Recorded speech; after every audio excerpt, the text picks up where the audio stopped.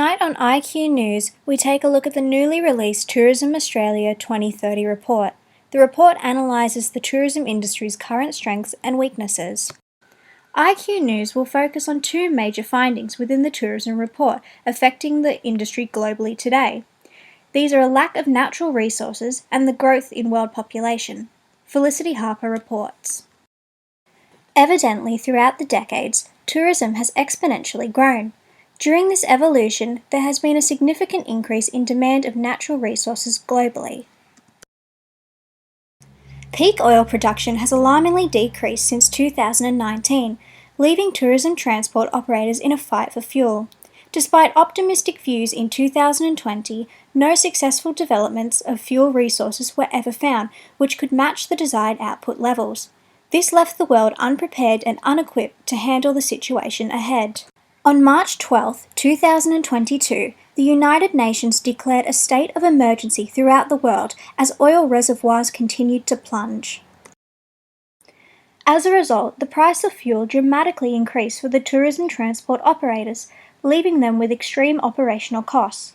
Their only opportunity to stay afloat was to increase their ticket prices, with the average one-way international airfare being $15,000 in 2030. These prices therefore limited international travel to those with higher annual income. In the last 20 years, the cost of air transport has grown each year by 1.5%. As a consequence, our airline companies of today have had major economic downturns. While business travel by airplane is still common, leisure numbers have plummeted dramatically.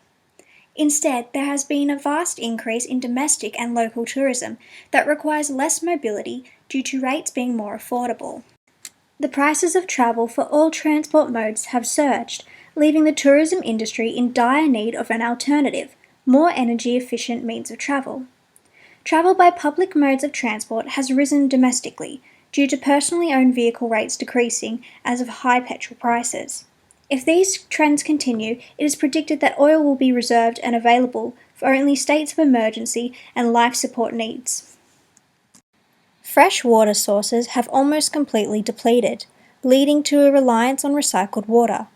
Recycled water efforts have tripled within the past decade, with the world using 96% recycled water.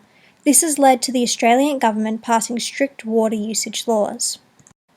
The total number of the Earth's population is now greater than 12 billion. With this substantial increase in the world's population, the demand for tourism continues to grow. The modern tourist wants to experience tourism and visit new destinations. As a result, domestic destinations are being developed and a positive impact has been made on the global economy. In Australia particularly, the economy relies greatly on tourism. In 2012, tourism contributed to an overall $87.3 billion to the Australian economy. This equated to 5.9% of the overall gross domestic product. Each year since then, tourism's contribution to the national economy has risen steadily at 2.5% annually. The rise in the economy stems from three main areas. The first of these is the influx in visitors and expenditure, especially within domestic tourism. In 2030, international travel is reserved mainly for those on business and diplomatic duties, with leisure traveller rates from overseas declining. On average, international visitors stay for 25 days, and their average expenditure has risen from $3,331 in 2015 to $4,680 in 2030. Domestic tourist rates have soared, with over 9 million people travelling between states in 2025. This is a 50% increase from the previous decade. These tourists are introducing large amounts of money into the local economies of destinations they visit. This money is being introduced into the economy through transport, accommodation, and tours.